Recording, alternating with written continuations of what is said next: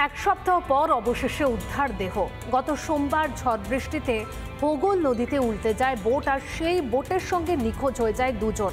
সেই নিখোঁজ দুজনের মধ্যে একজনকে উদ্ধার করল উদ্ধারকারী দল।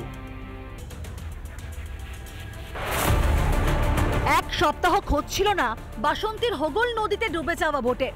অবশেষে পুলিশ প্রশাসন ও এনডিআরএফ এর তৎপরতায় রবিবার খোঁজ মিলল সেই বোটে। উদ্ধার একজনের দেহ।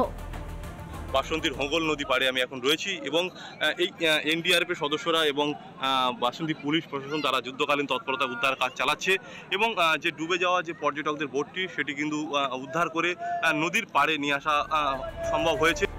গত সোমবার থেকেই বোটের সঙ্গে নিখোঁজ ছিলেন দুই কর্মী। একজনের দেহ উদ্ধার হলেও অপরজনের খোঁজ চলছে।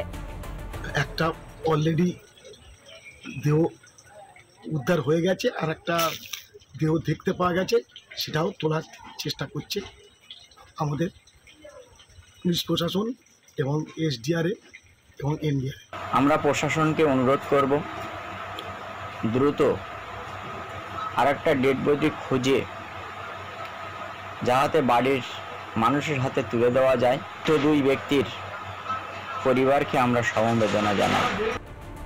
সকাল থেকেই হোগল নদীর পাড়ে উপচে পড়া ভিড়। কখন দ্বিতীয় ব্যক্তির দেহ উদ্ধার হয় সেটাই এখন দেখার।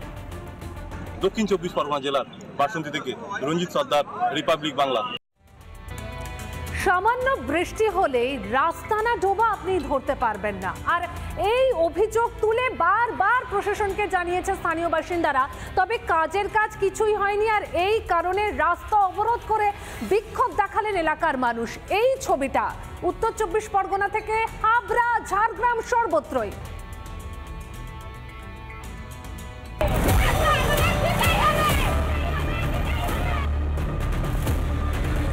বেহাল বাড়ির সামনের রাস্তা এক পশলা বৃষ্টিতেই খানাখন্দ ভরে ওঠে জলে।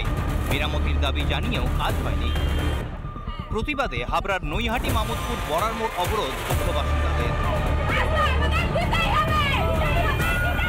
জনসাধারণের যে রাস্তাটা, সেই রাস্তাটা আজ বিগত কয়েক বছর ধরে নষ্ট, মানে খারাপ। এই রাস্তায় না কোনো মানুষ হাঁটা চলা করতে পারে, সুস্থ মানুষ পারে না, সেখানে অসুস্থ মানুষের কথা তো অনেক দূর। এই রাস্তায় গাড়ি ঢোকে না, জল এত জমে কোমর অবধি। বর্ষার সময় জল জমে, শুকনোতেও লোকেরা নিজেদের ব্যবসার জন্য জল ছেড়ে রাস্তায় জল। প্রায় 1 ঘন্টা ধরে চলে এই অবরোধ। পরে শিবদাসপুর থানার পুলিশ ও স্থানীয় পঞ্চায়েত প্রতিনিধিরা রাস্তা মেরামতির আশ্বাস দিলে উঠে যায় অবরোধ। একই ছবি ঝাড়গ্রামের রামগড়েও। অভিযোগ, বছরের পর বছর রাস্তার বেহাল অবস্থা। রাস্তার জমা জল বাড়িতে ঢুকে পড়ে, নেই সঠিক নিকাশি ব্যবস্থাও।